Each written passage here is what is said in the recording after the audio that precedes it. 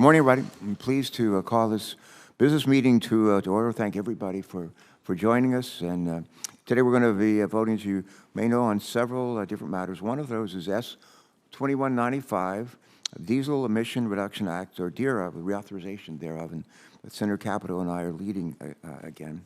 The next item is S2395, which is Wildlife Innovation and Longevity Driver Reauthorization Act, affectionately known by former Chairman John DeRosa, who used to always call this piece of legislation Wild Thing. So we're going to be doing, in his honor, Wild Thing here this morning. And the third vote will be on S1381, the Coastal Habitat Conservation Act of 2023. We'll do individual voice votes on those. And then we have a bill to designate S1278, a bill to designate federal building located at 985 Michigan Avenue in Detroit, Michigan, as the Rosa Parks Federal Building.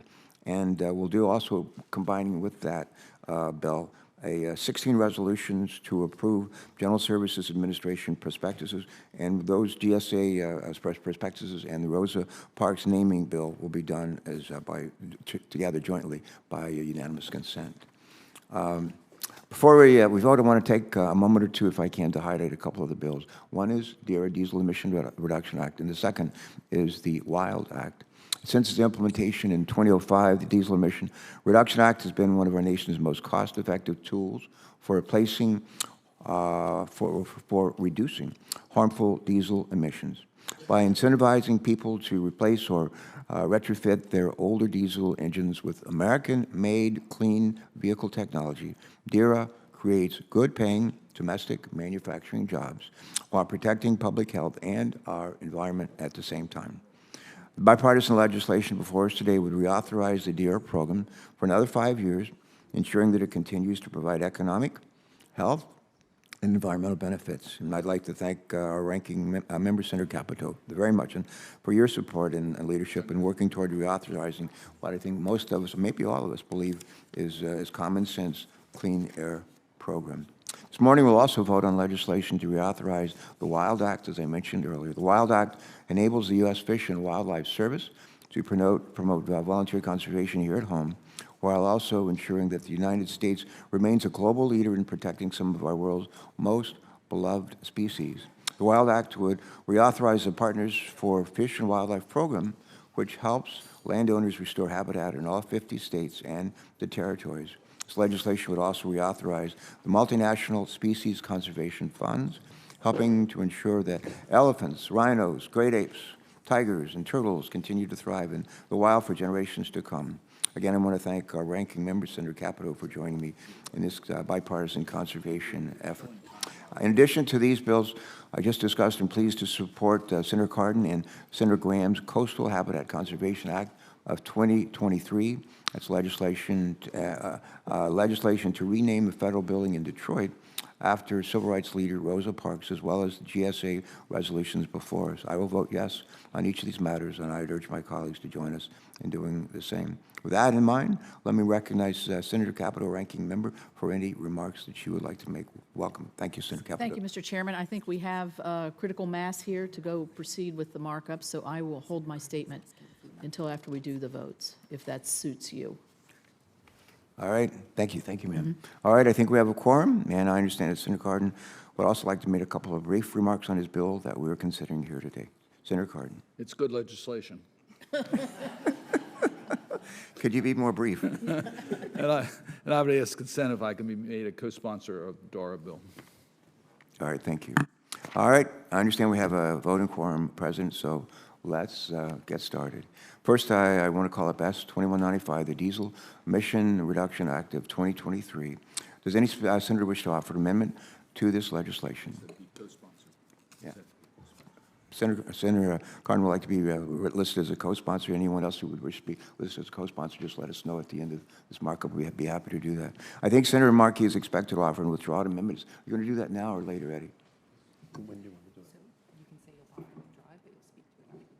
Okay, I can, if I can be recognized for 1 minute, yeah, then I can withdraw, if that's all right. Yeah. Yeah. So I thank you, Mr. Chairman.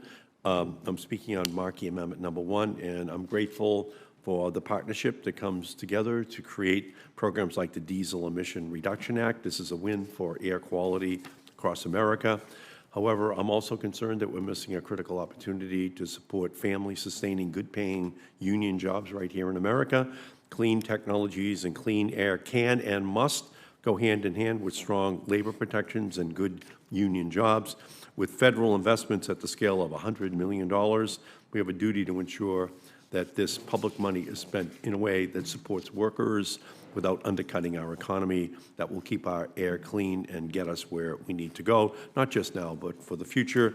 In a decade between 2008 and 2018, DARA replaced enough old, dirty engines to prevent 500,000 tons of NOx emissions, 17,000 tons of soot emissions, 5.3 million tons of CO2 emissions. The workers building these technologies, workers are actually saving lives, and they deserve strong labor protections for their work.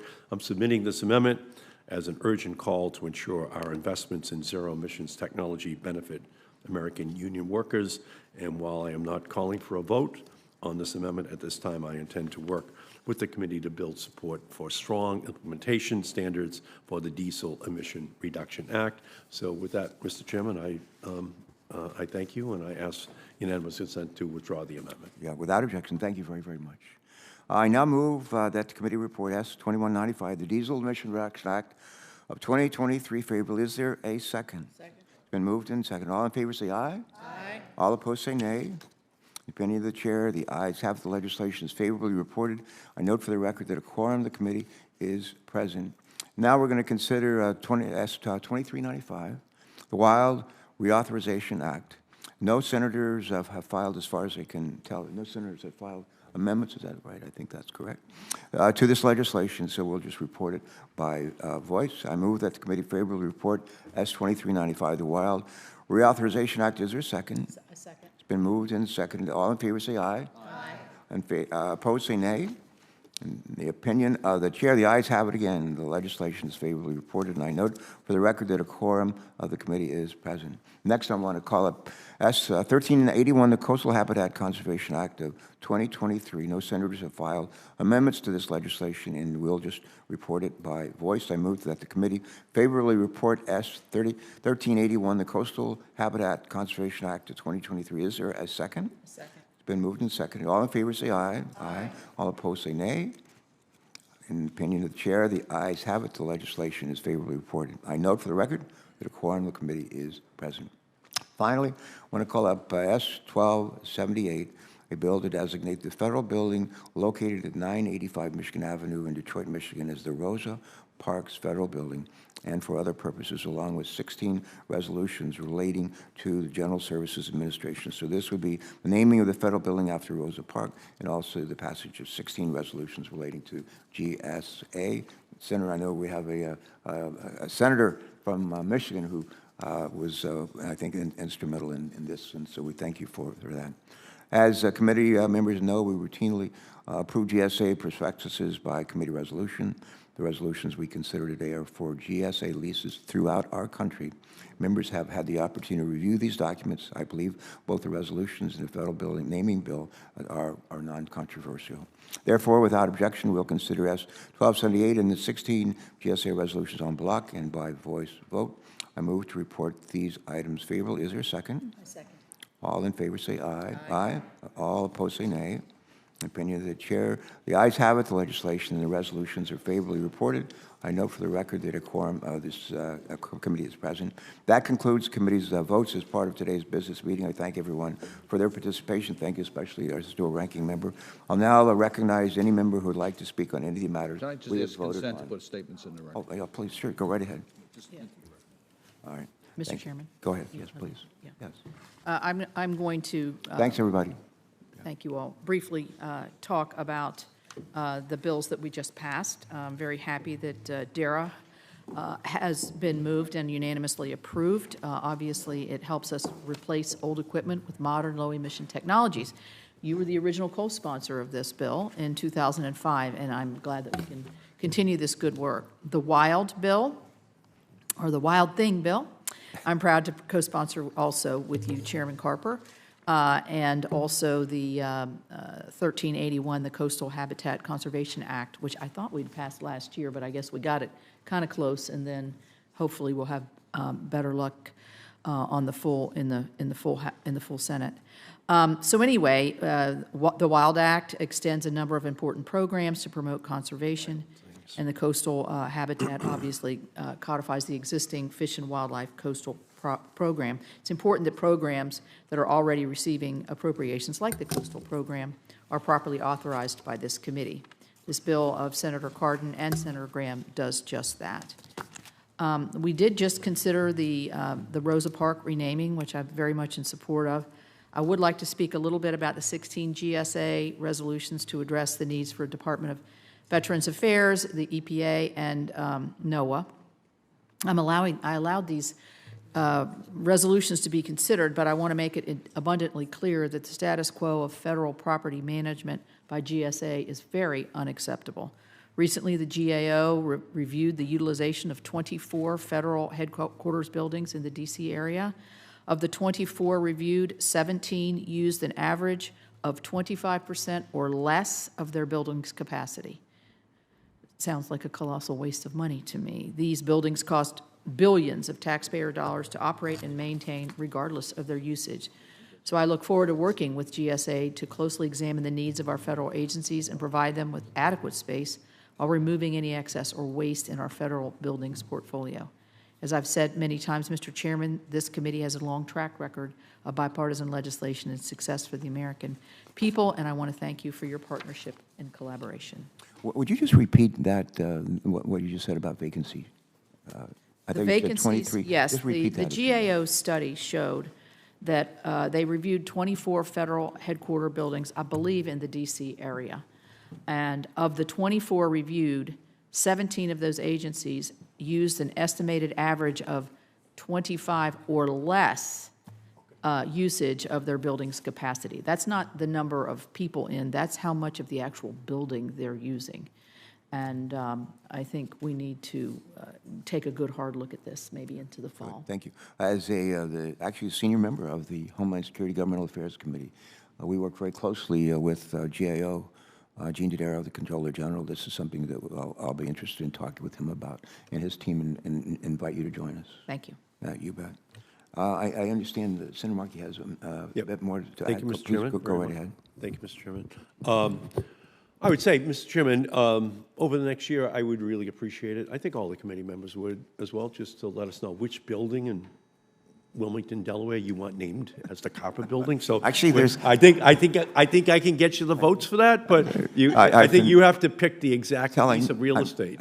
I've been elected to statewide office 14 times. I'm told that's more than anybody in Delaware history. And the only thing named after me in Delaware is a combined water sewer overflow under the city of Wilmington. So we're going to see if we can do better. My wife wants to name Dover Air Force Base after me, but I'm a Navy guy, so that probably doesn't work either. So we'll see. But thank you for the thought. Yeah, so let's figure out what that is going to look like before the end of next year. So I wish to be recognized today on the General Service Administration resolutions. While I have voted to approve these time-sensitive prospectuses, I am deeply alarmed that the GSA is failing to address urgent safety issues and ongoing infrastructure deficiencies at the John F. Kennedy Federal Building in Boston. I have 24 staff and interns in my office on the 9th floor on the second tower of the building, and I know my partner, Senator Warren, has about the same number in the other tower in the structure. The JFK building also houses offices in the U.S. Citizenship and Immigration Services, the Department of Veterans Affairs, the Department of Labor, the Social Security Administration, and the Department of Health and Human Services, not to mention the GSA staff themselves. More than 2,000 staff work in the JFK building in Boston every single day. Thousands of others come to the building, and for citizenship ceremonies, for visa appointments, for taxpayer assistance, for veterans benefits, for passport assistance. There are people accessing basic services, participating in our democracy, and working to have their voices heard. Here is what those people have experienced recently. This month, 2 people were stuck in an elevator for over an hour, requiring the labor of Boston Fire Department to rescue them from being trapped in a blind elevator shaft. That follows multiple occasions where my staff, my constituents, and other visitors have been trapped and even dropped in elevators. This has happened to my own staff in the JFK building. When the elevators aren't delivering occupants to the wrong floor, the elevators will open their doors but won't move if you hit a button for another floor. The overhead lights in my office automatically turn off at 5:55 p.m. on weekdays and remain off over the entire weekend with no way for staff to override or keep lights on in their office if they're staying late. That is the same for the air conditioning and the heating in the building, which also cannot be controlled. On April 13th and April 14th, it was 90 degrees in Boston, and the heat was on full blast in the entire JFK building with no ability to adjust the temperature. Respectfully, let's not ask what the JFK building can do for us, but what we can do for the JFK building. And that would be my hope, that we could work that through in our committee. No one's first experience of American citizenship should come with terrifying experiences on an elevator. No one who has served their country and then comes in for their health benefits should have to contend with asbestos in the walls.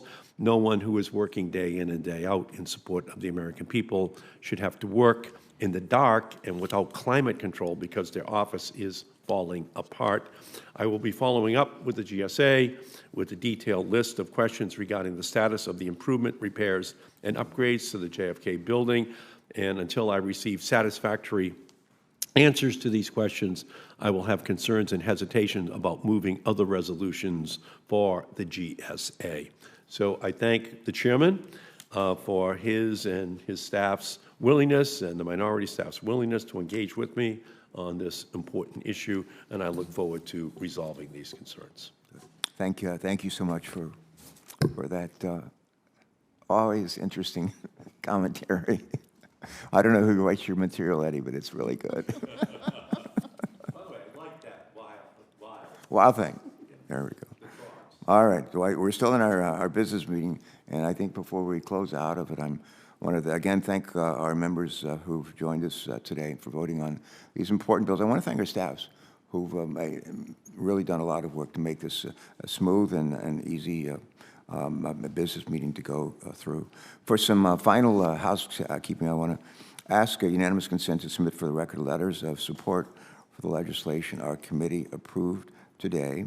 And I also ask unanimous consent that the staff have the authority to make technical and conforming changes to the GSA resolutions approved today.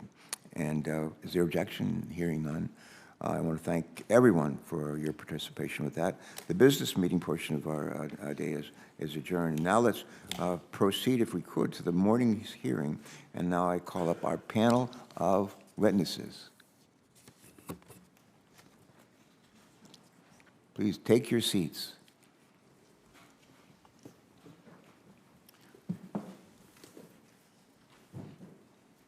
Good morning. Great to see you all. Thanks.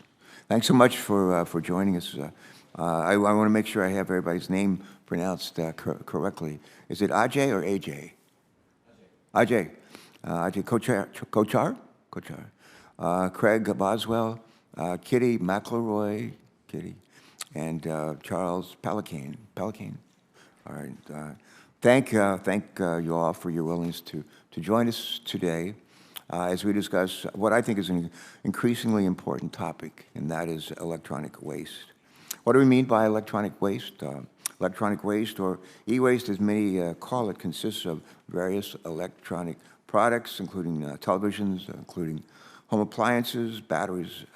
These electronics are created using valuable materials, as you know, such as nickel, which can be and should be recycled.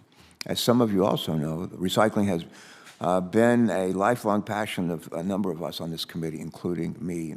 I think I recycled just about everything from a Ford Explorer We call it affectionately the Ford Exploder. It never exploded.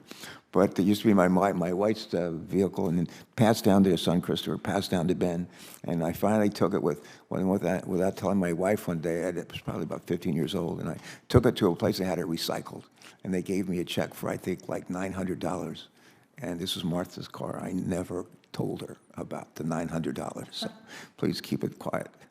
I've recycled just about everything, including dehumidifier, which I thought was my all-time favorite things to recycle. But doing so benefits our environment as well as our economy, and as well as our basement, and providing some more extra room in our basement and garage. That is a win-win for the Carper family, and I suspect a win-win for a lot of other families, too. Unfortunately, our current systems don't always make it easy to recycle e-waste. Each year, around 50 million tons of electronic waste are discarded in landfills globally, valued at an estimated $62.5 billion. That's billion with a B. These figures don't include the electronic waste such as old smartphones, old computers that often remain in our homes, collecting dust long after we stopped using them. In addition to their lost value, the electronics that end up in landfills often leach toxic chemicals into the soil, threatening the health and well-being of nearby communities. So how do we get here, and what are we going to do about it? Several factors have contributed to the growing problem of pollution from e-waste. First of all, consumer demand, alongside rapid technological innovation, has led to a steady increase in the production of new electronics. And sadly, our ability to make use of the rare materials contained within discarded e-waste hasn't kept pace with this production. In addition, insufficient domestic e-waste recycling standards, limited recycling infrastructure, and a lack of education have furthered our growing electronic waste dilemma. Many producers have contributed to this problem as well, creating barriers to repairing devices by limiting the availability of parts, tools, and information needed to keep things working. This forced scarcity drives up the consumption of new products. Fortunately, the adversity of e-waste also presents us with some clear opportunities. For example, recycling electronics at the end of their useful life allows for the recovery of critical minerals such as nickel, such as cobalt. Both are important components, if you know, of electric vehicles, solar panels, and other clean energy technologies. Improving e-waste recycling would help us reach our climate goals while also reducing our reliance on foreign sources from critical earth minerals. In addition, taking proper care of electronic waste is vital to national security as it ensures adequate supply chains and prevents the loss of sensitive information through digital files. Today, we're interested in learning more about the role that the federal government can and should play in e-waste recycling. This includes the creation of standards that shore up our supply chains and protect human health and environment. That being said, the companies that create electronic waste must also take greater responsibility for reducing waste and recycling their products.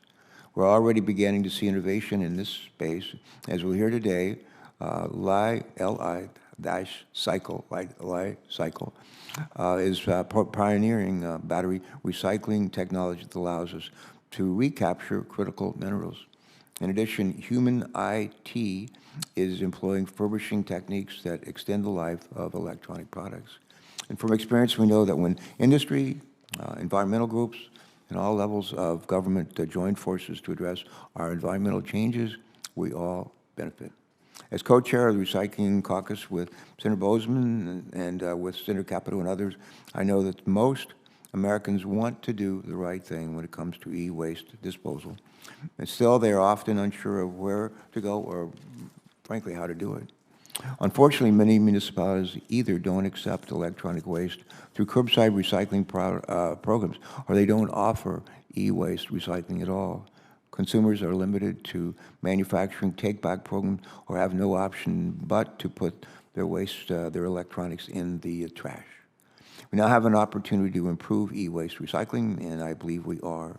In the Bipartisan Infrastructure Law and the Inflation Reduction Act, we included funding to develop battery recycling technology and best practices, as well as to improve public education and recycling infrastructure. These investments are a starting point to help increase electronic recycling rates.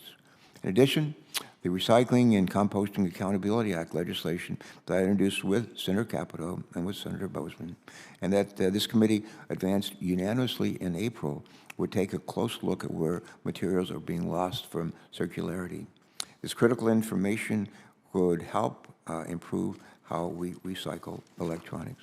So let me close by again thanking our witness for joining us in our efforts to improve electronics recycling. Today we hope to hear your thoughts on how we can improve our efforts to establish a circular economy for electronic waste. Together, I'm confident we can raise to the gravity of this challenge and, as we say in Delaware, seize the day, or Carper diem. And with that, let me turn over to our ranking member, Senator Capito, for opening remarks. Or there's a lot going on in the Senate today, and there's a lot going on for members of this committee. I'm supposed to be in the Judiciary Committee introducing a Delawarean to be a federal judge in just a few minutes, so I'll be going back and forth. But I'm leaving this committee in very able hands, and I'll rejoin you as quickly as I can. Thank you all for coming in for this, working with us on this very, very important issue. Senator Capito. Thank you, Mr. Chairman, and thank you all for being here with us today. A lot of my statement is going to mirror a lot of what the chairman has said in his statement, because I think and most Americans who are listening to this are going to have the same kind of echoing, what are we going to do here? Because we all have that issue. We're talking about end-of-life management of electronic waste in the United States. Too often we just pay too little mind. We put it in the basement or in the attic to the mounting volume of electronic waste generated in our lives. Whether it's dusty boxes of old phones, laptops, and cords sitting in our closet, or improperly throwing electronic waste in our curbside trash bins. It's an issue we quickly dismiss for being out of sight, out of mind. There are two misconceptions that I'd like to highlight. The first is that managing our electronic waste is an issue for a later date. This is an outgrowth of the poorly developed collection infrastructure that we have in place. This often limits electronic waste disposal to only the most engaged people willing to visit a dump or a drop-off facility. The second misconception is that our electronic waste is somebody else's problem once we throw it away. This stems from the dismal state of consumer awareness and education. For example, it's far too difficult for the average person to understand when a product is or is not considered electronic waste. I've actually run into this issue myself. Further, many people are unaware that electronic waste should not be commingled with our usual household trash. This is an issue that has become too large to ignore. The EPA determined that electronic waste is the fastest growing segment of the waste stream, both in the United States and around the world. Last year, some of the statistics that the chairman stated, I'll restate, an estimated 5.3 billion mobile phones were discarded worldwide, either thrown away or taken out of service or shoveled into a drawer or a box. That tally helped contribute to the more than 50 million tons of electronic waste generated around the world last year. That number is expected to rise to 75 million tons by 2030. Unsurprisingly, the end-of-life cycle management has failed to keep pace. Even the most optimistic estimates assume that less than 20% of electronic waste is properly collected and recycled. The harmful consequences if we continue on this current path will have a resounding impact on the future of this country. For example, improperly managing electronic waste exports contribute to intellectual property theft through microchip counterfeiting.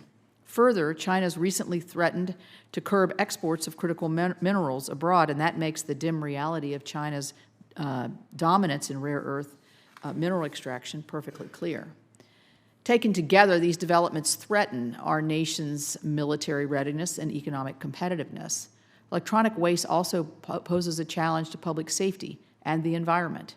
Improperly disposed lithium-ion batteries are an increasing source of fires in landfills and garbage trucks. The landfill industry reports at least one fire per week in a vehicle caused by a lithium-ion battery, including one just a few weeks ago here in Washington, D.C. Electronic waste often contains toxic materials such as PCBs, lead, and mercury that we export to developing countries with lax environmental standards. Despite the many challenges I've highlighted, there's plenty of reasons to be optimistic, and I see 4 of them right here.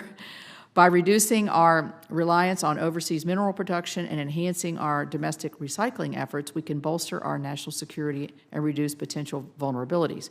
Our capacity to refurbish and recover valuable materials from discarded electronic waste has greatly improved in the last few decades. Previously, electronic waste was just piled into a shredder to be sold as scrap. Now the industry is incorporating advanced technologies like robotics, optic scanning, and machine learning. These techniques allow discarded devices, like a mobile phone, to be surgically disassembled, maintaining the purity of high-grade materials for reuse. To illustrate just how far we've come, in 2020, institutional investors, such as Morgan Stanley, predicted that no lithium would be recycled commercially in the next 2020. Testimony from a public whose business is recycling. This is a testament to our ability to solve environmental issues with American innovation. It's time for us to realize we are throwing valuable economic assets in the trash under our current system. Our witness panel today represents the full spectrum of interests within the electronic waste recycling industry. I look forward to hearing in the state of the innovation and yield back.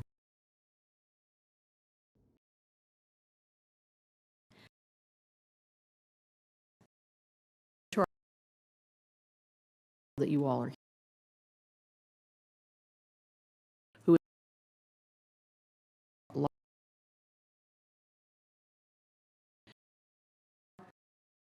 with your thank you.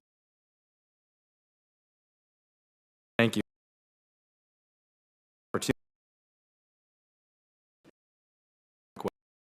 So located with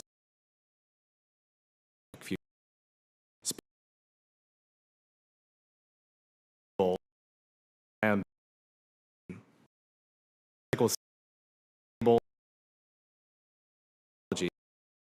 battery grade to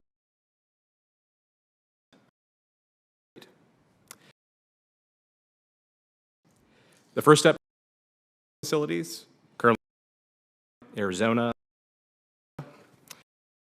facilities lithium battery packs proprietary product known as black mass. We'll process black mass. So we're in our flagship hub facility in Rochester, New York, which is expected to be the first source of recycled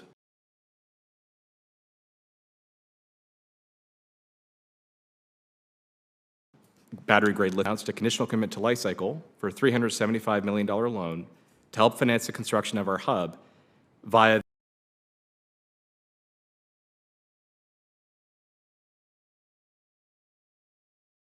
the ATVM loan program.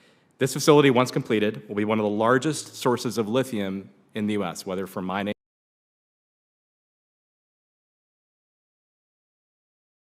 or recycling. These worth of batteries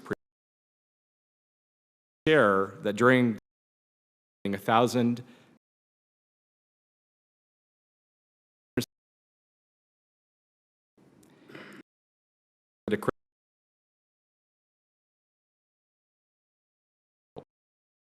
these batteries create which have highly valuable finite materials, including lithium, nickel, and cobalt. No single mine includes all of these critical battery materials. Our process is particularly exciting as we can recycle these batteries in an infinite loop without degrading the quality of the battery material. I'm also proud to share that relative to mining and refining, our process can reduce emissions. So we can reduce emissions of CO2 by up to 67%, and we can also reduce water usage by up to 97% for every ton of battery that we recycle. Now, despite their value and importance, lithium batteries have challenges. They have challenges around environmental and safety-related topics, and this includes the increasingly important topic of e-waste. Lithium batteries will undoubtedly create a tsunami of e-waste today and into the future. Now, the near and medium term, we need to address manufacturing scrap, which is the rejects of making batteries, which is being magnified by the clean energy transition. To support the growth of electrification, we need alternative, sustainable, domestic sources of supply, and we need these sources of supply to come online quickly. So recycled content should undoubtedly be a part of that solution for a number of reasons. First, responsible recycling creates a more sustainable long-term supply of materials that adds to a diverse energy ecosystem. Also, by doing that, we reduce our dependence on unstable foreign supply chains and supporting a completely localized battery industry to create a made-in-America battery. We help increase energy and economic independence in North America and provide inherent benefits for national security concerns. And we mitigate risks associated with thermal events or fires, as you spoke about. In closing, to help support a domestic, sustainable closed-loop battery supply chain and help reduce e-waste, we believe Congress should consider the following. First, clearly defined responsibility for the end-of-life management of batteries to help ensure all batteries are in the best position to be collected, recycled, and kept in our supply chain. Second, create incentives to build and operate a network of battery collection centers for consumers, automakers, dealerships, and more. Third, strongly discourage landfilling of lithium-ion batteries. As we've shown as life cycle, we can recycle all types of lithium-ion batteries today at scale. Fourth, support and incentivize sustainable battery recycling. It's imperative that through recycling, we don't lead to adverse environmental impacts, so it needs to be sustainable. Fifth, explore a requirement for minimum content for recycled material in new batteries made in the United States. This is actually a step which the European Union has already taken and something that could be considered in the United States. And finally, Lifecycle is supportive of clear and consistent guidance and regulations that enable the efficient movement of batteries and intermediate products. This is critical to our industry's ability to scale and address the growing amount of e-waste in the United States and globally. So thank you again for giving myself and Lifecycle to the opportunity to provide our perspective on this increasingly important topic. Thank you. Thank you, Mr. Kochar. Next, we are joined by Craig Boswell, the co-founder and president of HOBI. Do you say that like that, or Hobby? Okay. International. He has served in the electronics recycling industry for over 30 years. And Mr. Boswell, welcome and thank you. You may proceed. Thank you, Ranking Member Capito, and it's just an honor to be here today. And I come here representing my company, Hobby International. I also represent the thousands of electronics recycling companies in the United States. And I come representing the electronics recycling companies and the ITAD companies that are members of the Institute of Scrap Recycling Industries, ISRI. My company, Hobby International, has been in this business for nearly 30 years. We've seen tremendous change in the market over those 30 years. When we started, it was mainframes, then it moved on to desktops, and now the explosion of mobile devices. One constant in that market through the whole time is the vital importance that electronics recycling plays in the information technology economy. Companies in the U.S. employ over 600,000 people recycling electronics, and globally it is considered to be more than a $40 billion market. I'd like to spend just a few minutes talking about what we do, why it matters, and then I'd like to close with some challenges the industry is facing. Electronics recycling companies help make the electronic manufacturing supply chain more sustainable. We do this by testing, refurbishing, recovering, erasing electronics for both consumers and companies. We also help companies meet their ESG goals. We do this by allowing them to reuse and recycle electronics, but we also help with the social aspect. We run donation programs that take products off of their floors and put them into schools and homeless shelters. Electronics recycling companies also protect the personal data of millions of Americans every year. We have made tremendous investment and strides in data eradication technology. We have also developed certification standards like the R2 standard that allow both consumers and companies to validate that their processor has the right type of state-of-the-art processes and procedures to take their equipment. And the industry has helped bridging the digital divide. It's estimated that 460 million cell phones alone are put into reuse every year. And those products represent a low-cost way for those in need or those in underdeveloped countries to become members of the global electronics marketplace. but we are experiencing some significant challenges. We've already mentioned this, but one of the growing challenges is embedded lithium-ion batteries. They're in everything from AirPods to automobiles. And what that's done is gone are the days when these reach end of life, we just put them in a shredder for material recovery. Now those products have to be disassembled largely manually to extract the batteries before the critical materials that are in those products can be recovered. Dovetailing with that is the need for design for recycling. Our ability to recover these critical materials is largely determined when the product design leaves the R&D phase. It is critical that in designing these products sustainably, that we look at the end of life of the product during the design phase. We found that this is not only good for the bottom line of these companies, but it helps us recover these critical materials. Finally, changes in international trade law are a looming problem for the industry, especially here in the U.S. Starting January 1st, 2025, changes in the Basel Convention will take products that have been traditionally considered non-hazardous and move them into a hazardous category. This will force companies, when they try to move these materials internationally, to meet certain predetermined requirements. It also requires you to be a party to the convention to trade with other parties internationally. What this is going to result in, the U.S. being a non-party to the convention, is a de facto trade ban for companies here in the U.S. This is a looming issue because the global market for electronics is what we depend on, and this will isolate electronics recyclers in the U.S. from the remainder of the global market. So in summary, the electronics recycling industry is an essential part of the global market for sustainability going forward. And we feel it is critical as you discuss policies for the future that we be involved in those discussions. Thank you for your time, and I look forward to your questions.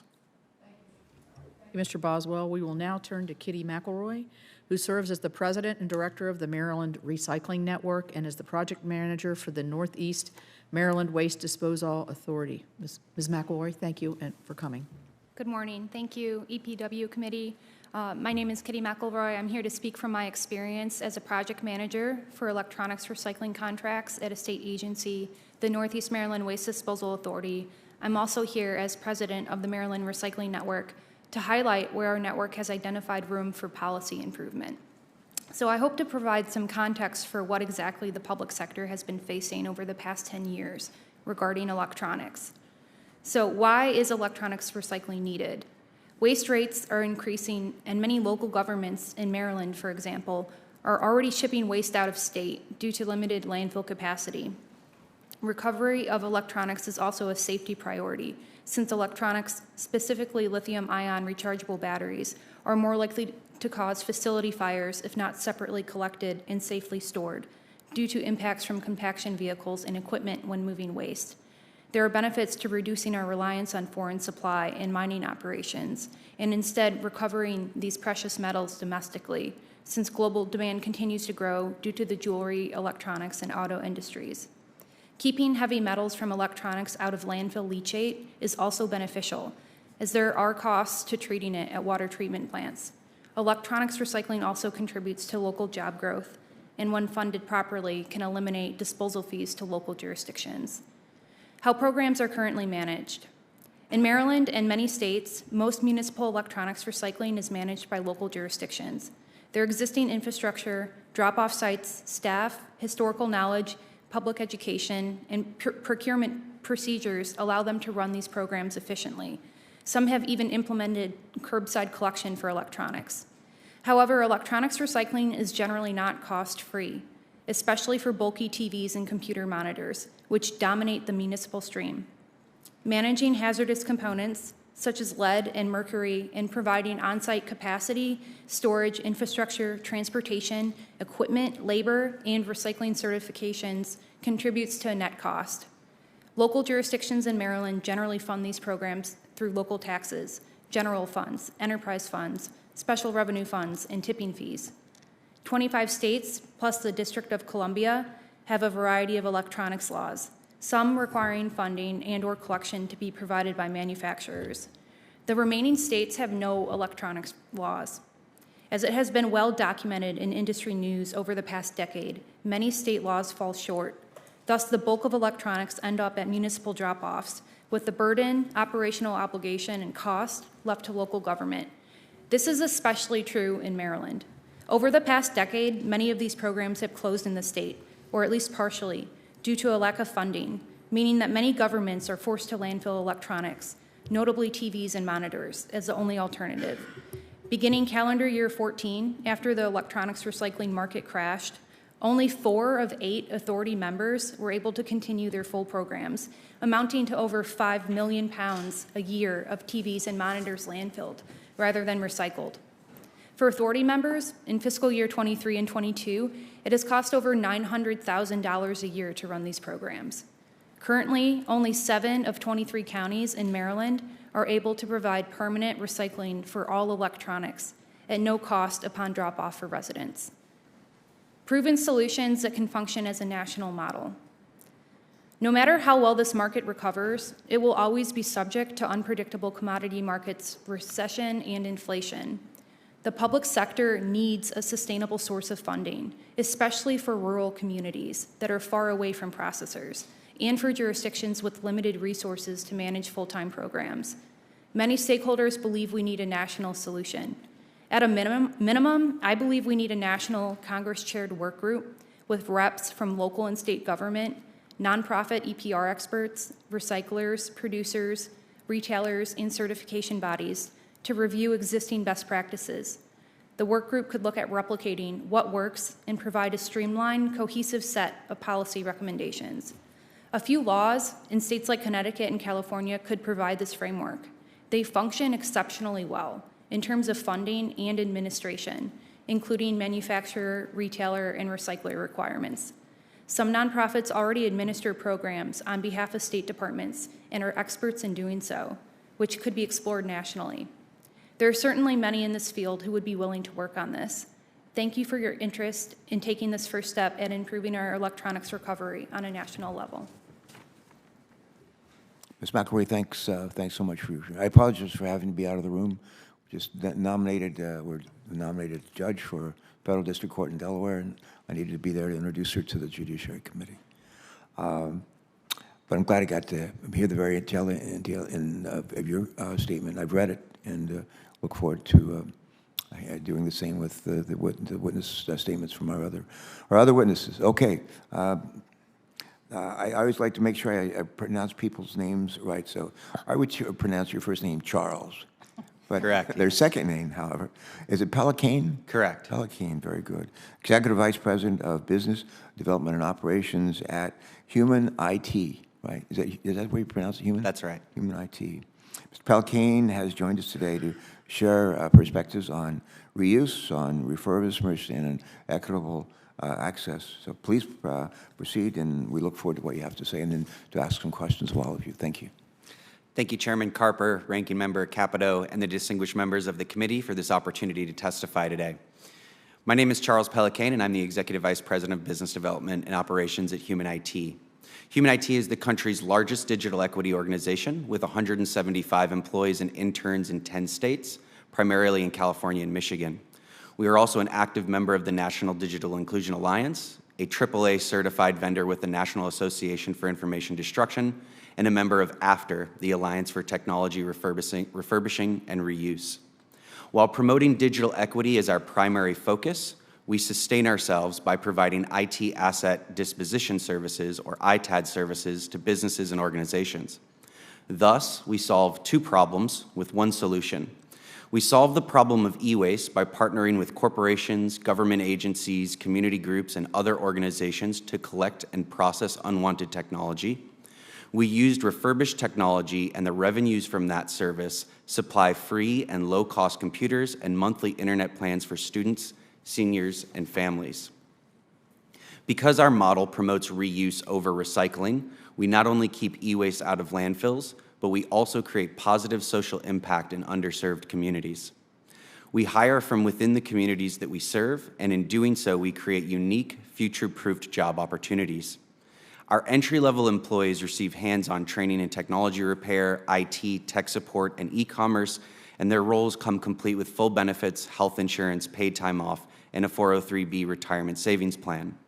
Half of our team are in their early career, meaning they're 30 years old or younger. 80% are people of color, and more than a third are women working in a typically male-dominated field.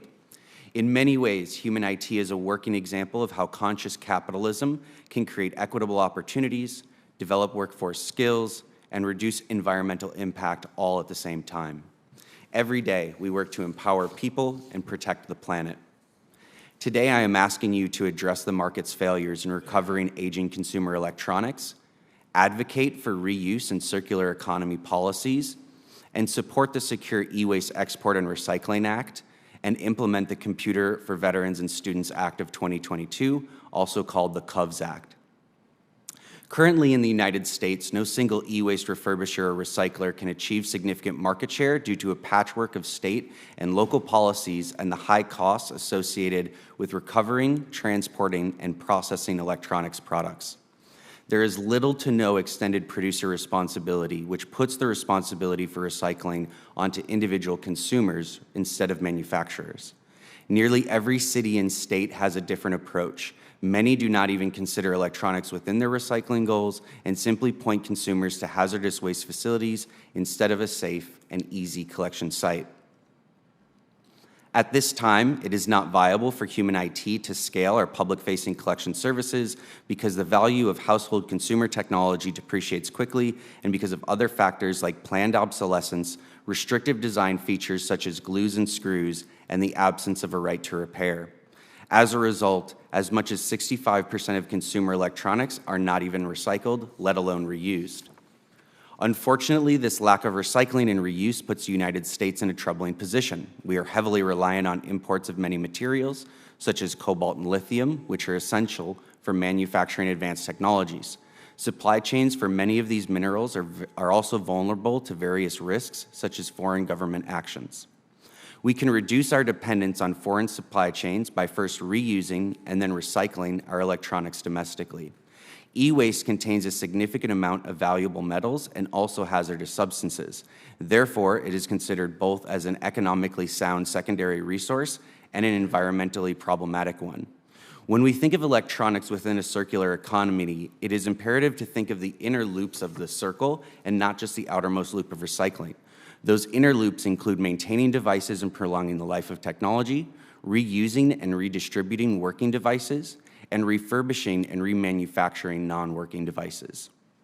According to the EPA Environmental Benefits Calculator, it is 25 times more beneficial environmentally to extend the life of electronic devices than to recycle them at 3 to 5 years of age. While at the same time, reusing first and then recycling relieves the pressure and reliance on the primary supply of critical minerals.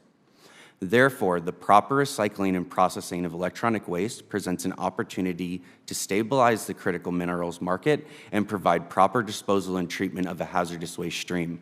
In doing so, we will assure sufficient resources to meet today's needs and those of the future. You can help nonprofit refurbishers like Human IT by funding public education to raise awareness on the importance of reducing e-waste. We can also pass policies to create a more circular economy, such as extended producer responsibility and the right to repair. Additionally, supporting the domestic markets by keeping resources local through implementing legislation like the Secure E-Waste and Recycling Act and the COVES Act. Additional information is included in my written testimony, and I'm available to answer any questions during this hearing or afterward. Thank you for your leadership in moving this important conversation forward. Together, we can create a circular economy that strengthens our country and communities. Good. Mr. Pelkane, thanks so much for that testimony, and for everyone else, thank you too. My colleagues, certainly Senator Capito has heard me quote Albert Einstein, probably too much. I love to, a lot of people remember the Einstein quote, what is the definition of insanity? Do the same thing over and over again, expect a different result. That's a good quote. But my favorite is, in adversity lies opportunity. in adversity lies opportunity. How might that be relevant to this hearing today, Mr. Kochar? Very relevant. You know, back when we started Lifecycle in 2016, we were told we were way too early. Often to be asked, are you running a science project? Why are you recycling batteries when we're just talking about EVs on the road? So, as you said, within a problem lies an opportunity. And to give you an idea, today's EVs, there's probably about $4,000 worth of value in that battery on average to be recovered. This year alone, that'd be over $3 billion of value to be recovered just from today's sales this year. So you're thinking forward to 2030 and beyond, you're talking about a tens of billions, hundreds of billions dollar market. What is needed is technology to bridge that gap. So we recover lithium, which is a lot of the value in the batteries, and you have to tackle that, and it takes a long time. So I truly believe that, and that's the spirit of entrepreneurship. Dr. Einstein would approve of your testimony, I'm sure. Looking down and smiling. Mr. Boswell, same question. Individual lies opportunity. Is that true in this instances as well? Yeah, I think it's very true. Go ahead, turn on your mic. We don't want to miss a word. I want to thank you for your leadership on the Recycling Caucus. Actually, we have a colleague over there. He's from Arkansas, I think. Senator Bozeman and Yes. Senator Capito and all. We're all in cahoots on this together. So Well, it's very meaningful team sport. to the industry. It Thank you. really is meaningful to the industry. And, you know, as you look at our industry, one of the things that is also changing in the electronic space is the generational differences as products come out is getting smaller and smaller. I'm sure Apple wouldn't love for me to say that an iPhone 14 isn't that much different from an iPhone 13. When what that's doing is it is increasing the opportunity for us to reuse products and to use those products to bridge the digital divide. And so our industry has really shifted its focus on how we can reuse these products and extend the life. And we've been very effective in doing that because we can eradicate the data. And we are even developing operating systems that can go multi-generations back to allow these products to be deployed both domestically and internationally to help bridge that digital divide. So there is quite a bit of new opportunity evolving in the industry. great. Thank you. Ms. McElroy, same question. Does, in the midst of all this adversity we're talking about, is there opportunity, please? Can you repeat? Yeah, I'm saying the same question I've asked everybody. Yeah. In the midst of all this adversity that we're talking about, Right. is there opportunity? Well, What might that be? it's a little bit different, I think, to answer that from the public sector. But yes, certainly I think there's opportunity. There are some of our member jurisdictions, or at least one specifically, that already started a curbside collection program for electronics. And I think if government starts looking at that option for maximum convenience for residents to recycle, I think that that would be utilized in full. Right now, they have a great network of physical drop-off centers, but not everybody wants to spend a Saturday dropping off an old TV. So I think a curbside collection option would be great. Okay, thanks. Ms. Pelkane, same question, please. When we think about the opportunities from recycling electronics, you know, the panel really spoke to job creation as well. But, you know, our organization represents that unique aspect of providing opportunity to some historically disadvantaged communities. And so refurbishing electronics not only provides opportunity to those disadvantaged communities because it's really an example of circular economy at work. When Human IT takes in technology with that focus on refurbishment, we're creating jobs for collecting, inventorying, processing, and shipping those electronics. And as I mentioned previously, for many of our employees, this is their first opportunity to work in the technology space, and a number will actually make this their career. You know, we're very proud to have former employees to go on to work for a number of IT organizations, including at Google. You know, once that piece of technology is refurbished and you know, we're able to give it to a person in need, this then creates other opportunities. So this takes someone who is previously lacking an opportunity and gives them the ability to go to school, to take vocational courses, apply for jobs, and even start a business. So those persons now contribute to their local economies, which leads to, of course, the need and use of more technology. So in refurbishing electronics, this not only provides an initial person with a job, but that refurbished device then goes on to provide a multitude of opportunities to the recipient, in addition to them being able to fully participate in our society through things like telehealth and online banking. All right. Thank you. Thanks for that response. And Senator Capito. Thank you. Thank you all very much. Mr. Boswell, Ms. McElroy actually kind of hit on this a little bit. I represent a rural state.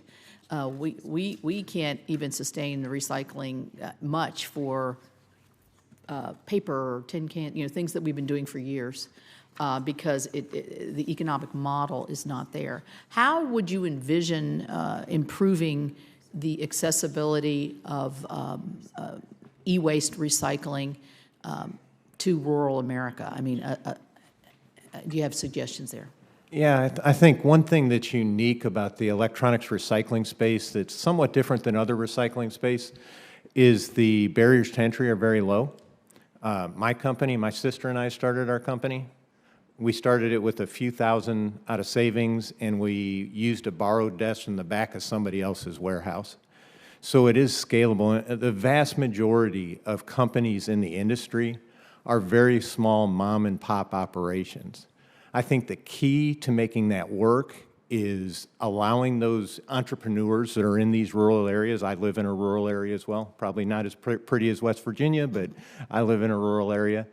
And Where do you live? I live in Texas, beautiful state, by the way. I live in Tioga, Texas, a town of 500. And we actually have a small entrepreneurial business within 5 miles of my home that collects electronics in the local community. What we are doing through ISRI and CIRI, the R2 certification body, is we're creating training mechanisms to allow those smaller entrepreneurial businesses to learn how to properly eradicate data and also learn how to handle these materials safely, because that really represents some of the barrier to entry, is making sure you know how to do it right. What we don't want is people doing it wrong for their local community, and these resources are available free of charge.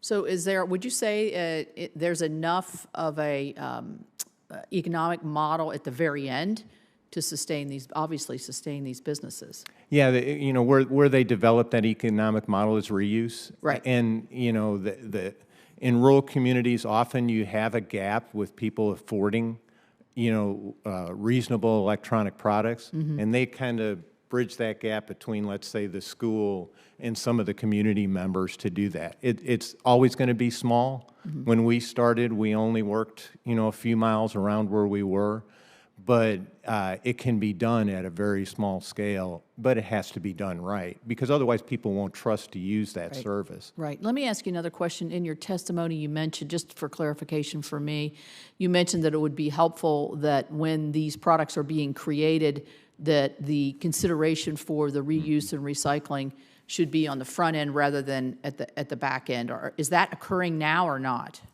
There has been some tremendous strides in that. ISRI has a Design for Recycling award, and many of the winners, like Dell and Samsung, have been electronics companies. Okay. But the market is constantly changing, so we need that dialogue to be ongoing. Right. The EPA has been instrumental in the past in bringing some of that dialogue to the fore, getting recyclers and manufacturers in the same room to feed that information back. So it is being done, but there's still a long way to go. Yeah, that makes sense, too. Mr. Kochar, let me just, on your company, are you strictly dealing with EV batteries, or are you doing phones, too, and other things? We do all types of lithium-ion batteries, so You phones, do. yeah, You do. mobile appliances, vacuum cleaners, et cetera, so yeah. Okay, so you're constructing your first major recycling facility. So we're commercially operating today, so we have a two-phase model, so we basically break down the batteries, we shred them. You're doing that now? Yeah, and the key there is you don't have fire, so that's what the IP is around, is how do you prevent that? But when you shred a battery, though, and try to recover the lithium, how do you do that? So the first step is really physical separation. So Okay, yeah. the issue in this industry is when you go into an e-waste process, like a traditional one, and Mr. Boswell spoke about that, and you have an embedded battery in like a phone, right? Right. If you put it in a shredder, it's going to catch on fire. So what we do is we take that battery, which would come from an e-waste group, and the way we shred is under a liquid. So basically you're preventing access to oxygen. It doesn't catch on fire. Okay. So we have 4 of those operating facilities today. You generate an intermediate material, and then the facility you're referring to is where we'll extract the lithium from that intermediate material. What about, Mr. Pelicane, I think it's interesting your perspective on the reuse portions of it, and the statistic that you used on how much that would eliminate a lot of waste if we just simply reused or elongated the life of certain things. Every day, I went to the electronics show in Las Vegas, not every day, I scratch that. I went to the electronics show last year in Las Vegas, and I mean, the types of products that are, you know, you got e-bikes, you've got electric, or you have chips in your dishwasher, in your refrigerator. You know, you're talking about massive appliances. Is the industry looking at this too? I mean, we've said a lot about phones and e-batteries, but there's a whole host of other products that really fall into this category. Yeah, absolutely. You know, anything with the cord, a battery can be recycled, right? And you spoke to the growing kind of electrification of things, and we also know of the Internet of Things as well, where you spoke to chips going in dishwashers and your refrigerator so that these devices can talk to each other. But then that, of course, opens up issues, right? That those devices contain data, and they also contain hazardous materials, as we've spoke to. And so the industry is looking at those things. You know, we as a refurbisher collect those things and then pass those on to those certified downstream recyclers that Craig has spoke about. All right, thank you. Senator Ricketts, welcome back. You're on. Oh, that's not fair to like make me, as soon as I sit down, make me jump in here. I just came from my last hearing. Let me find my I notes could here. just give it a really Yeah, can you do a song and dance here for just introduction a of second? you, and Yeah, how about a lengthy introduction? There you go. Yeah, that'd be great. we have right. there's a couple of recovering governors on this panel, and the mother of maybe a future governor on this panel. We'll see. All right. Oh, that's right. Your son is right. Okay. All right, give me just a second here. All right. One of the things I wanted to talk about was actually when it comes to U.S. citizens, and we're talking about recycling their electronics, the privacy. There's literally, hundreds of thousands of devices that get recycled every year, and there's little accountability or tracking with regard to where they go and what's happening. So, Mr. Pellicane, I'm going to ask you to maybe start on this first and just talk a little about what do you think is the threat, what's the risk for the 120,000 laptops, 350,000 cell phones that get recycled every year? Are U.S. citizens' private information being put at risk with these devices being discarded and e-waste? Yeah, there's definitely a risk there, right, with that data being recycled if it's not being handled properly, if it's not being handled by certified organizations. We're certified to the National Association of Information Destruction's AAA certification, which means that we handle that information properly. But if it's not being handled by the right collectors, by the right recyclers, that does create a risk. Not only with that data being accessible, but also with the potential for counterfeits and other issues there as well. That's why we support the Secure E-Waste Export and Recycling Act to ensure that those products are handled domestically. Right. And then also, it's been confirmed that counterfeit parts are from China are ending up in critical defense systems here in the United States. Obviously, this is an issue the Defense Department has long identified as presenting a legitimate threat to our nation's readiness. Much of the material used in counterfeit electronic parts is e-waste shipped from the United States to the rest of the world, from the rest of the world to China. This e-waste goes through a process known as blacktopping, where parts are made to look like brand new to the naked eye. Then these products are resold on the marketplace. How do counterfeit parts make it into the advanced U.S. Missile systems and other military equipment undetected? Yeah, you definitely speak to something that is particularly concerning, and definitely was one of the impetuses for that Secure Electronics Exports and Recycling Act that's recently been introduced. I'm not an expert in that area of how those items are ending up in our systems, and would have to defer to those experts, but would definitely look to provide you with that information after the hearing. Do you have any ideas on what things we could further be doing to make sure that this doesn't happen, that we don't end up with these counterfeit parts from Communist China? Yeah, and that's where, again, I'll point to that Secure E-Waste Export and Recycling Act that was introduced in the House, and obviously continuing to follow that legislation as it moves forward. Yeah. Do any of our other witnesses have any thoughts on what we can do to prevent? Yeah, please go ahead. So, yeah, counterfeit parts are an issue. I actually come from the defense electronics background. I used to be on the Harpoon missile program. So obviously we were very sensitive to the high quality of our parts. I will say that with the growing complexity of integrated circuits, so my company, we try to recover parts for repair and recycling. And it is very, very difficult. Reballing a ball grid array takes extremely difficult procedures. We've actually found it's better to just go buy new parts than try to recover the parts.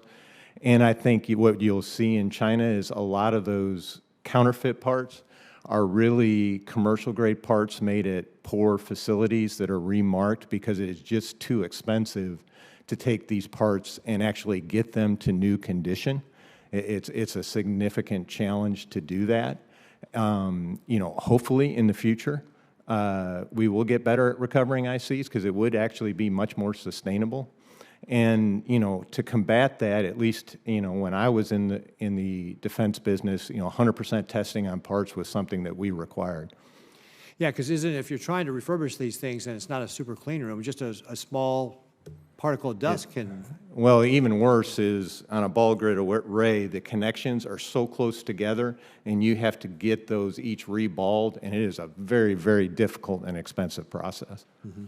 So I take it when you say that you were requesting or asking for all these parts to be 100% testing of the parts, that's not happening for some of these parts that we're going into some of these advanced systems the Defense Department is buying. 100% testing would, and again, I am no expert and I can provide you more information at a later time, but 100% testing, at least in our situation, and this is a few years back, would reveal the difference between a commercial and a defense grade part. So, but is it accurate to say that if the Defense Department was having a problem with this, they were not doing 100% testing? I can't answer that question. Okay. Yeah. All right. Thank you, Mr. Chairman. You bet. We've been joined by one of the two retired Navy captains, and they serve on this committee. We have a colonel, a Marine colonel over here. And Mark Hughes just been talking about, Craig Boswell's been talking about the Harpoon missile program, which apparently he was part of. I was a P-3 aircraft mission commander. We used to carry harpoons. So that brought a smile to my face. Yeah. Very good. All right, Mark, welcome. Thanks. And we could carry him on the A6 Intruder that I used to fly. I actually carried one. I never had an opportunity to shoot it, but thank you, Mr. Chairman, and want to address our domestic source of critical minerals, and securing them is incredibly important.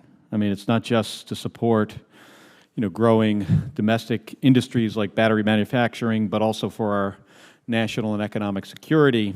And our foreign adversaries, China and Russia, control the vast majority of certain critical mineral supply chains, and we've seen in recent months that they're willing to utilize that control to apply pressure on us. For example, earlier this month, China announced that it would restrict the export of gallium and germanium products to the United States. This is a critical mineral used in microchips, in defense systems, and renewable energy systems. And this is just one example of a critical mineral that is controlled by our adversaries. So I'm glad we have an opportunity to dive into this hearing today to discuss one strategy that we have to reduce our reliance on supply chains which need to cross an ocean, and that is reusing critical minerals from existing devices. In fact, about a month or so ago, a couple months ago, I had the opportunity to visit with the Secretary of Energy, Secretary Granholm, one of Li-Cycle's recycling spokes, and this factory, I would call it, or facility, is located in Gilbert, Arizona. I'm glad that Mr. Kochar is able to join us today to share more about his work and what the company's doing in Arizona and across the country to recapture and reuse critical minerals in batteries and other devices. It's pretty fascinating what you're able to do, and if scaled up, this process can be a win-win for our country. I mean, these companies will create great paying manufacturing jobs here at home, and they will reduce our dependence on critical minerals from abroad, and they'll help us scale up our renewable energy economy. So, Mr. Kochar, it's good to see you again. Can you start off by discussing how much e-waste will be disposed of in the coming years? Do we have the capacity in the United States right now to recapture and reuse all of these materials? Thanks, Senator. And the short answer is no. We don't have enough capacity to deal with these materials domestically. In fact, I often get asked, who's your biggest competition? Well, our biggest competition is actually shipment to Asia. And people ask about company names, it's really that. I mean, you have a lot of groups that are brokering, trading these materials, leaking it from the United States. I think an objective should be that if we make it here, we should use it here and recycle it here. Right? I think that would be a way to keep these critical materials in the supply chain. Now, what's the gap? The gap is around domestic solutions to actually do that economically. So that's what we're doing. But also recovering things like lithium, which is what we focus on, a lot of the value. So just some stats quickly is, this year is probably 100,000 tons of batteries alone, lithium-ion batteries alone in the United States need to be recycled. Our capacity today as a country is probably, 30,000 tons. So it's far off from the mark, and it's growing very fast every year. And it was a fascinating visit. They chop up these batteries, and they have processes that pull out not only the lithium, but the cobalt sulfite, the nickel sulfite, magnesium carbonate, and other materials, and then just sell them to manufacturers of batteries. It's really a win for everybody. Have companies like yours benefited from the bipartisan infrastructure law and the Inflation Reduction Act? Tremendously benefited, and I thank Congress for the work that's been done in the Senate. I think what we've seen is a big acceleration in terms of the demand for these materials and actual domestic activity. One of our challenges has been how do we get it back in the supply chain here, our downstream, right? If it's not there, they're going to be shipping it overseas. So that's been great. As I mentioned in my remarks, we have a $375 million loan commitment from the DOE, which we're very appreciative of. We're already doing it, but this just helps to accelerate what we're doing. And that loan guarantee is helping you scale the company? Yeah, so that's for our facility in Rochester, which is where we'll extract that lithium, nickel, the cobalt, which is the key part of what we're doing. Any additional steps you think that Congress should be focused on to ensure that e-waste, which can be recycled, does not end up in a landfill? Yeah, I think what I stated there regarding leakage of material to Asia is something that needs to be looked at. I mean, it's kind of a hidden thing happening. It needs companies to step forward and actually build like we're doing, but there are policy initiatives that could help around that, and there's a range of things we're happy to support there in terms of being a resource. All right. Well, thank you for being here today, and thank you, Mr. Chairman. Senator Kelly, thank you for being here today, for adding to this hearing. Senator Sullivan, welcome. Glad you're here. Thank you, Mr. Chairman, and I appreciate the witnesses here. I just want to begin by the kind of basic question. I think it's one that increasingly everybody's coming to an agreement on, which is if we have critical minerals in the United States, that we should try to mine them and process them here as opposed to relying on China. Is that generally agreement? I see everybody nodding their heads. Is that you nodding your head, Mr. Packlin? And then part of that is because we have the highest standards on the environment in the world. Certainly in Alaska, we do. It's a never-ending source of frustration despite that kind of broad-based policy consensus. The Biden administration in so many areas, in my state at least, when they see critical minerals or mining opportunities, they shut them down. You guys don't have to comment on that. I'm meeting with the BLM director in my office tomorrow. She and Secretary Holland have just been targeting Alaska incessantly. It's unbelievable. We have a place called the Ambler Mining District. Copper, cobalt, zinc, silver, gold, other metals, probably one of the biggest mining deposits on the planet Earth. We did an EIS during the Obama administration, into the Trump administration, got a record of decision, 6 years, $10 million, I think it was. Same day the President of the United States holds a critical mineral summit at the White House on the importance of critical minerals, the Department of Interior reverses the record of decision and tells Alaskans to start over. So I'm going to have a little discussion with Tracy Stone Manning in my office tomorrow saying, this is nuts. Nuts. It's just the pro-China, anti-environment, anti-American policy. That's what they're doing. Anti-environment, because China trashes our environment. Alaska has the highest standards in the world. Anyways, I just had to rant about that because it's just crazy. crushing jobs in my state, and it's driven by the radical left. So Tracy Stone Manning and I are going to have a nice chat about that tomorrow. But let me go back to this other issue of friend-shoring, not only the production of critical minerals, but the electronic waste recycling and reuse, especially given some of the security concerns. And I'll just open this up to all the witnesses. How do we do that better?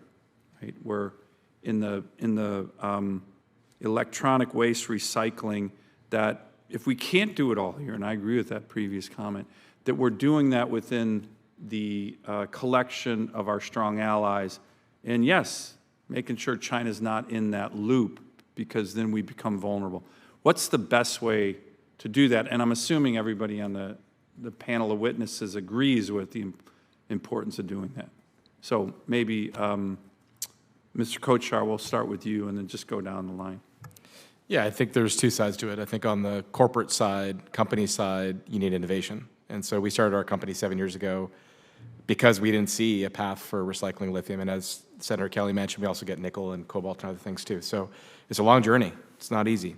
And are you getting those supplies all over the world and then So it's interesting, the batteries are everywhere. So you basically get them from locally where we are. So we're in New York, Alabama, Arizona. So we get them locally from around that area. Mm-hmm. And also the making a battery kicks off scrap. So I think a big part of it is, what do companies need to do to step forward. On the policy side, look, I think some of the steps that have been taken are very helpful, I think, to incentivize. But there are aspects, like I mentioned there, around leakage of material that need to be looked at. And it's not just in batteries, it's in e-waste, it's in other industries. We have to be practical about it, right? You can't, stifle companies at the same time. It's difficult. But that's a big threat, right? And we've seen it in our industry, right? 90% plus of lithium, nickel, cobalt's all heading through China. So we need to build it here. That's a corporate responsibility, but there needs to be the right policy environment to help support that. Good. Okay, Mr. Boswell? Yeah, I agree that, there's a tremendous, let me step back 1 minute for Senator Ricketts. I misspoke. It is required to 100% test, according to the 2012 NDAA. That was one of the reasons to do that, to protect against that problem. But yeah, this is a global industry, and there are global supply chains involved. But we are developing a tremendous infrastructure here in the United States to recycle and reuse these products.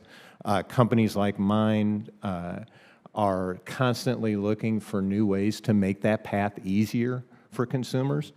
And one of the things that I think there's a lack of understanding of is that this is done at a very high level and very technically. I think the historic impression of our industry was that, they're a junk guy. Yeah. And we are not junk guys. In fact, in some ways, what we do is far more technical than the manufacturers, because we have to handle everything from an Apple iPhone to, a Cisco router. And we've done that by tremendous investment in, technologies to not only erase these products, but also to refurb them. We do come up against, issues sometimes with the manufacturers where they don't support the reuse market. And a lot of the economics of electronics recycling is based on reuse. An item like an iPhone is worth 15, 20, 30 times more, 100 times more in some cases, as a reusable product than it is as a recycled product for the material recovery. And so the economics of reusing it support much of what we do. Okay, thank you. Mr. Chairman, I have two other witnesses, if they can just quickly respond to that question. Go ahead. I'm over my time here. Yeah, I'll be quick. I'll keep hammering on this. Don't go fast. Okay. Take your time. Well, really, there's a vast network of underutilized collection sites in the country right now. Local governments are collecting the majority of municipal electronic waste. And a lot of that, if they don't have the local budget to support it, it's going to end up in their landfill. So if we were able to get a sustainable source of funding to them, you would see an exponential increase in what we would be capturing nationally. So I think that's really important to focus on. Good, thank you. Mr. Pelican. Yeah, and I agree with my peers on continuing to drive private and public partnership to drive awareness of the issue and to also create the collection and processing infrastructure, and ultimately really deferring to the EPA's sustainable materials management approach, right? Use materials in the most productive way with an emphasis on using less, reducing toxic chemicals and environmental impacts throughout the material life cycle, and assuring that we also have sufficient resources to meet today's needs and those of the future. Great.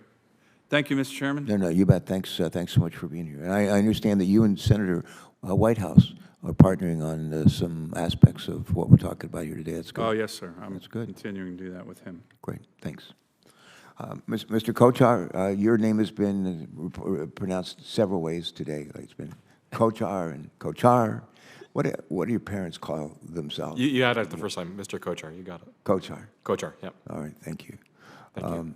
Are your parents still alive? Yes, there you go. And do they, when you ask, does your mom ever say, well, what do you really do? When she says that, what do you tell her? Yeah, I think they're still trying to figure it out, from what I can tell. Yeah. I'll tell you, you're doing something good for the country.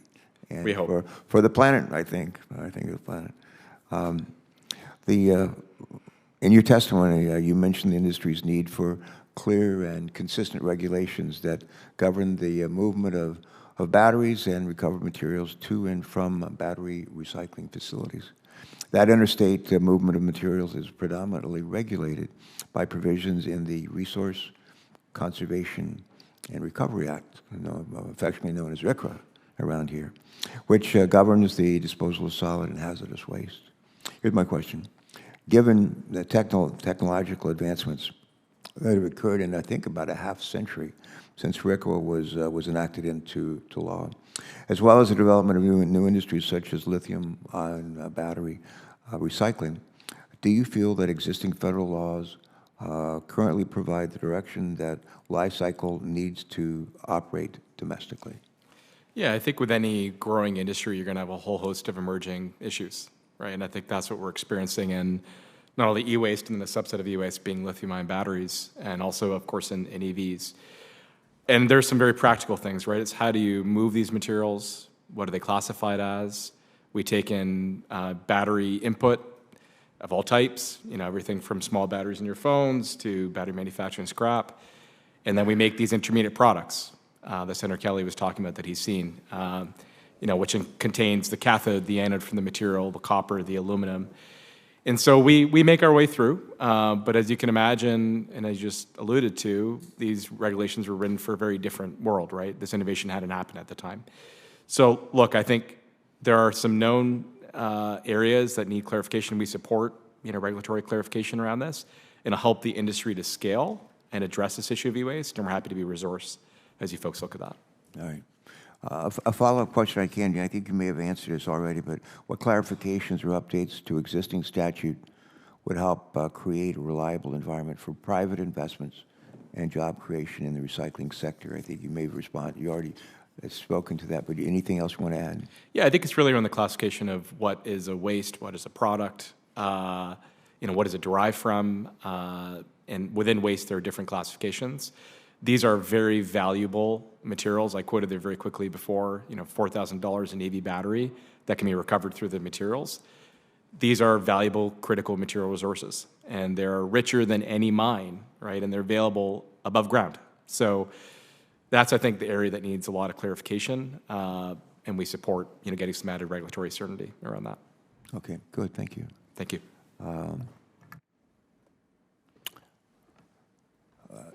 Ms. Kitty, I was surfing on my television last night, getting ready to go to bed, and before I went to bed, I thought I'd just look for some news on television. As I went along, I came across a rerun of a show called Gunsmoke, which Senator Capito is too young to remember.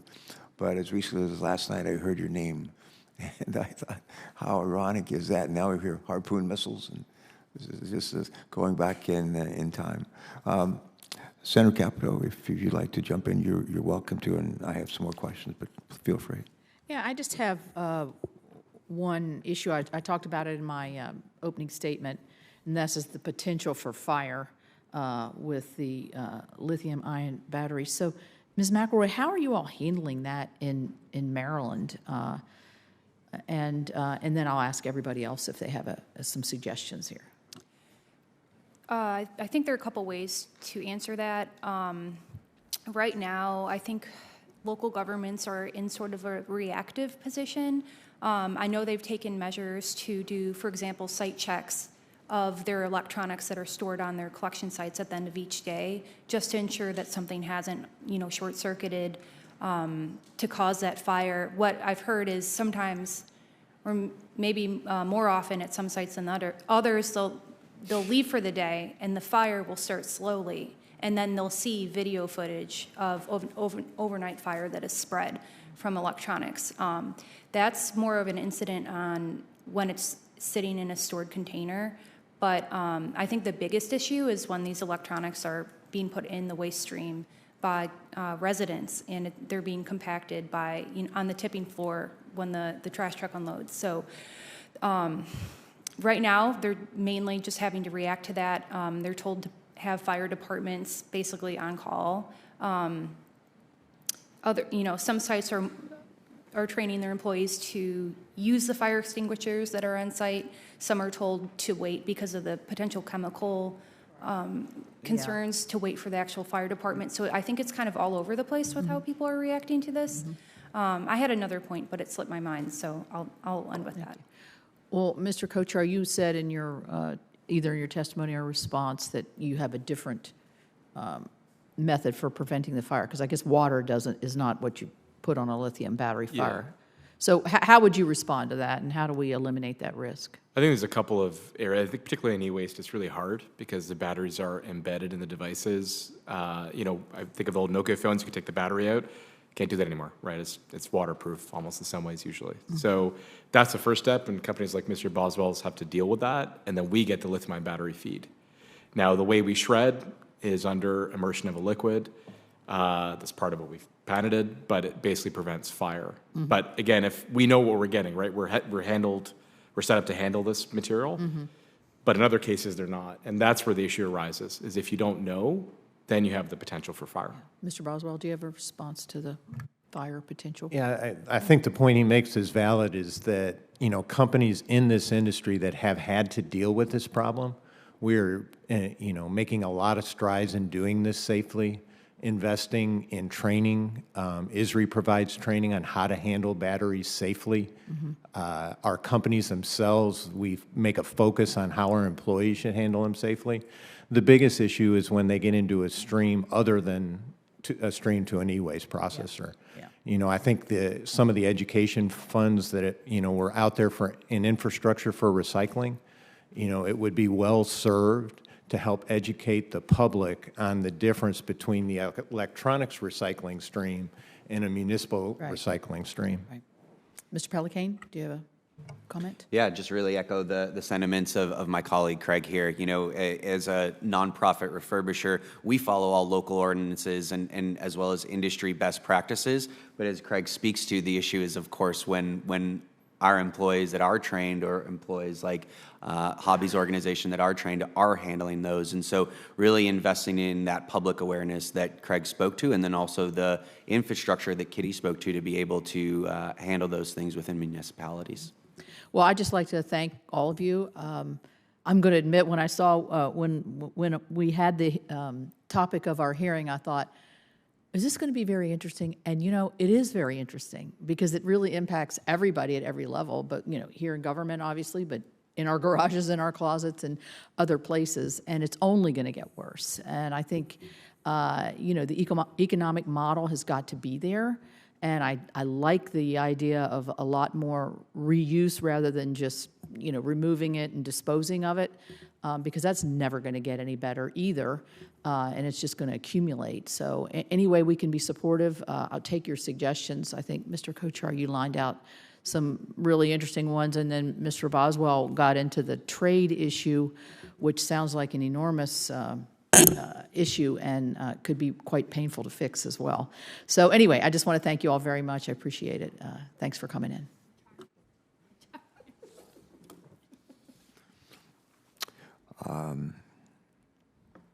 I think this is a wonderful hearing. We've got a lot going on in the Senate and other committees and so forth that so members are pulling in a lot of different directions today. This is, I love this hearing, and delighted that you're all here participating with it. And this is Senator Capito and I work on a bunch of stuff together, and this is it's going to be a great one. So thank you.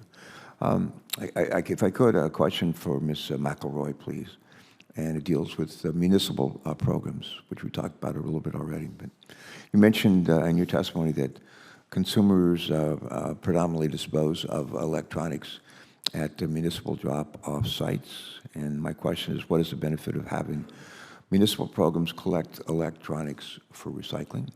And how do municipal programs compare to manufacturers' take-back programs? Well, I think the benefits of it are that local government is already doing the majority of this collection and contracting for recyclers, so they already have the expertise. It's pretty streamlined at this point. It's just whether or not they have the funding to do it.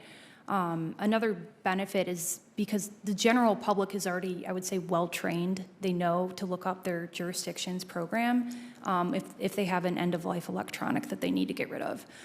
Trying to retrain the public to look on a manufacturer's website to find the specific information for that one device that they need to get rid of, I don't think that's realistic. And that, again, would put burden on local government employees because they would still have to be training the public on that. So either way, they would still have to be heavily involved, and it would take a lot of their time to still continue the management of electronics. Whether or not it's actually ending up at their site, there would still be a big component that they'd have to do public education-wise. I think from my perspective, I would feel uncomfortable not having the ability to do due diligence when I'm contracting, doing a procurement for a recycler. If that's left to just manufacturers and the public isn't really involved in the procurement process, reviewing the financials, the certifications, going on site to these recyclers and seeing it in person and having the ability to audit and look at their downstream recyclers' information, I don't think that that would be a good trend to move towards because I don't know how much control public entities would have at that point if the programs are just manufacturer run. Should we require manufacturers to pay into municipal collection programs? My personal opinion is yes. Within the Maryland Recycling Network, we're looking at, with some local elected officials, updating the current Maryland law to potentially do some sort of hybrid manufacturer-funded model with potentially consumer fee. So those are existing laws in other states that run on both of those models, and we're looking at maybe updating what's in Maryland to see if we could do a blend of that to basically take the financial pressure off of local government and put that burden on manufacturers and consumers. I'm going to go back to the first question I asked Ms. McElroy. I'm going to repeat it and ask our other witnesses if they'd like to make a comment as well. But what is the benefit of having municipal programs collect electronics for recycling? And the second half of this is how do municipal programs compare to manufacturers' take-back programs? Do you have any thoughts on that? If you do, fine. If you don't, that's okay. I can say that, you know, creating avenues for consumers to do this conveniently is very important. And you can look at the parallels, for instance, for the rechargeable batteries. You know, rechargeable batteries have multiple collection points. Every Home Depot store, every Lowe's store is a place you can bring back a rechargeable battery, as well as a lot of municipal recycling alternatives. And so those multiple prong approaches give consumers the most option possible. I think the issue you run into when you look at manufacturer funding is we've ran into situations, especially in electronics, there's probably more EPR in electronics than anything else in this country, and we've seen some disastrous effects of that, as there was no producer responsibility organizations that involved recyclers that, you know, looked at what's a reasonable fee, what should this reasonably cost, rather than driving to the lowest cost alternative, which ended up creating CRT stockpiles in almost every state, because the lowest cost alternative was the guy that said, I'll take them, I'll take you the whatever you pay me per pound, I'll stick them in a warehouse, and I'll figure it out later. And that created a bigger problem than we had in the first place. Okay. Senator Capito, I have a couple more questions, but why don't you go ahead if you have. I've completed my questions. I'm good. All right, thanks. Fair enough. I have a question, if I could, on Mr. Boswell on the Basel Convention. And as I know you're aware, the United States is, I think, the only developed country not party to the Basel Convention, an international agreement that governs the transportation of hazardous waste between nations. How has the United States' failure to ratify the Basel Convention impact the electronics recycling industry over the last 20 or 30 years? And also, how will the United States be affected by the new Swiss-Ghana amendment to the Basel Convention, which establishes new definitions for hazardous and non-hazardous electronic waste? So this is the looming problem, the guillotine that's over the industry's head right now, because in January 1st, 2025, when Swiss-Ghana comes into effect, us not being a non-party to the convention, we will essentially have only one trade partner outside of the U.S., and that'll be Canada, because we do have a bilateral in place with Canada right now. But hopefully we'll get an agreement in place with OECD before that date. But this is a global market. The example I always like to use is we do a lot of phones. Apple phones are dominant in the U.S., so everybody wants an Apple phone here. Android phones are much more popular in the rest of the world. I can get 22% more for a Google Pixel in the Middle East and Europe than I can in the U.S. And come 2025, if that Google Pixel maybe has a cracked screen or something else, that they would lump it in now, under Basel, if you drop your phone, it's now a hazardous material because you cracked the screen. And we would not be able to participate in those markets. So I think in the short term, because it is coming so quick, we would support bilaterals with key partners, trade partners, and the OECD change would make a big change. But in the long term, yeah, it looms as a problem for the industry.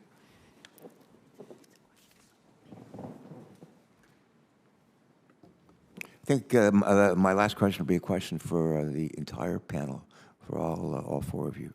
And again, I think I speak for Senator Capito and my other colleagues as well on our committee. We have really enjoyed this conversation, welcomed this conversation about the good work that all of you are doing to address what's really a critical issue of electronic waste, but a promising issue as well. I'm encouraged to hear from a group of individuals like the four of you who are as committed to these issues, frankly, as we are. And we appreciate your work to make sure that we leave behind a planet that's not just as good as, but maybe even better than the one we've inherited from our parents and grandparents.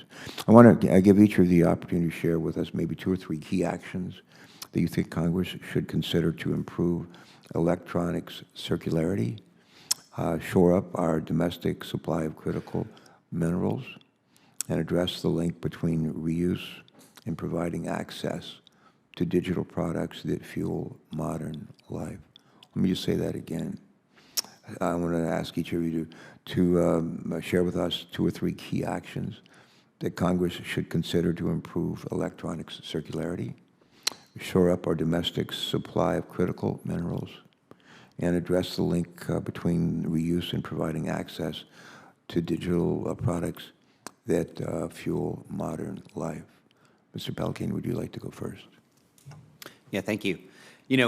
As I mentioned in my testimony, and as Senator Capito spoke to as well, there's a lack of awareness, there's poor collection infrastructure, and there's national security concerns all tied into this issue of e-waste. And so really there's those 3 areas are the key actions that we can take to address it. It's funding public education to raise awareness on the importance of reducing e-waste. As we've spoke to here today, nearly everyone has that old drawer or box on the shelf in the garage with a stack of broken laptops or a bunch of old cell phones. That is an indicator of a broken system. And so informing people of the methodology to do that and in ensuring that that's out there is important. Additionally, recently, the Broadband Equity Access and Deployment and Digital Equity Act were passed, and that implementation of broadband infrastructure is going to lead to a huge increase in demand for free and affordable devices, and there's never been a more critical time to open up new pipelines of devices for low-income people to obtain and benefit from, and we can do that by raising awareness and increasing our infrastructure around collecting and reusing those devices. We can't think that just because we put that broadband infrastructure out there that people will access it. We need to give them the capability to do that with devices, internet assistance, technical support, and digital literacy. Additionally, Congress can pass policies, as we spoke about, to create a more circular economy, such as extended producer responsibility and the right to repair. Really recognizing that the establishment of effective e-waste collection mechanisms includes the collection and processing of e-waste is critical, right? And that infrastructure is different than your typical recycling infrastructure. And as we spoke about here today, making devices just more easily refurbishable in general. And ensuring that any right to repair legislation includes nonprofit organizations as well. Finally, we spoke today about supporting domestic markets by keeping resources local through implementing legislation like that Secure E-Waste Exports and Recycling Act and also the COVES Act. Really, there is that national security importance that we need to recognize, and that there's an ability to create jobs through the proper collection of those items, while at the same time reducing our dependence on imported minerals. Well, that's a pretty good to-do list. One of the things I look for is repetition. And sometimes people say, well, I don't want to repeat something that someone's already said. Repetition's good, especially in a setting like this. So feel free to repeat if you'd like to. Ms. McElroy. Yes, I'm going to second the exploring the EPR policies. Specifically, I really do think that we could be successful with a Senate or Congress-led work group to look at our high-performing state laws in this country. I would say there aren't that many of them, but there are some that stand out. Like find out what works, do more of that? Sorry? Find out what works, do more of that. Learn from the states, laboratories of democracy. Yes. Okay. Yes. And I think we want to make sure, as was mentioned earlier, we do not want to leave recyclers out of the conversation. I know that there are some states on the East Coast where I've talked to recyclers that were struggling when their programs were supposed to be funded by state laws, but didn't end up happening in reality, and they were left holding the bag, or local government was. So I think that there are some really good models out there, and I think that as long as everybody's involved, we could probably come up with a good solution, I think. All right, thank you. Mr. Boswell. Yeah, I certainly want to echo education. I think there's a lot of room here, and it needs to go beyond just, hey, these products are recyclable. I think one of the fallacies we've mentioned it countless times here is that people believe their data is safer in their drawer than with my company. I can tell you in your drawer, somebody could say, wow, that's $75 on eBay. Your 14-year-old takes it, sells it on eBay, and your data is gone. You send it to us, and within days, maybe even hours, that data is really gone, because when we erase it, it's gone from everywhere. It is non-recoverable. I think a second thing is important that we understand that these products, and we say e-waste, but this is not waste. These are products that can be reused. These are valuable, critical materials that we can recover from the products. So we sometimes use that waste moniker, and we put a burden on the industry around that moniker that makes it more cumbersome and costly for us to move these materials. And finally, the trade is going to be a huge issue, and our solutions for companies here in the U.S. to still participate in the global market are very, very important for the industry. All right, thank you for that. Thank you. And in the spirit of keeping it to repetition, I'll repeat three of the top three for my recommendations. So I think, look, first, I think there needs to be an assessment of this leakage issue that I talked about around, it's not only batteries, but it's also e-waste. In the spirit of making it here, using it here, and recycling it here. So that'd be number one. I think number two is around regulatory clarity on the movement of batteries, materials, the intermediate products. Again, it's a new industry, so that'll take some public-private conversation to figure that out. And the third would be considering steps that other jurisdictions have taken, such as minimum recycled content in new batteries. It needs to be adjudicated well, that it's not overly ambitious, but you can get to a path where it creates an incentive to get there. So thank you very much. You bet. Before we close up, Senator Capito, any last thought? No, I just, again, express my gratitude for you all to being here today. Thank you. We'll continue our work. Good. In closing, let me thank each of you for joining us today, for appearing and for your testimony. I also want to just thank you for what you do with your lives. We want to thank you for what you do with your lives. And there's some people out in the audience that are sitting behind you that I would like to thank them as well for what they're doing in this important effort. I believe we had an important, I think, an inspiring discussion today about the impacts of electronic waste and the role that recycling is playing, can play in shoring up our domestic supply of some critical materials and minerals. Before we adjourn, a little bit of housekeeping. Senators will be allowed to submit questions for the record through the close of business on Wednesday, August 9th. We'll compile those questions. We'll send them to you. Each of you will ask you to reply by Wednesday, August 23rd. Additionally, the hearing record will remain open until August 23rd for anyone who wants to submit materials pertinent to this hearing topic. And I don't know if Dr. Einstein is tuned in today and is watching this hearing, but if he is, he must be thinking, oh, in adversity lies opportunity. And he was right then, and he's right today. And there's lots of adversity here, but there's plenty of opportunity here. And it's up to all of us to seize the day. Carpe diem. Thank you so much. And with that, we're adjourned.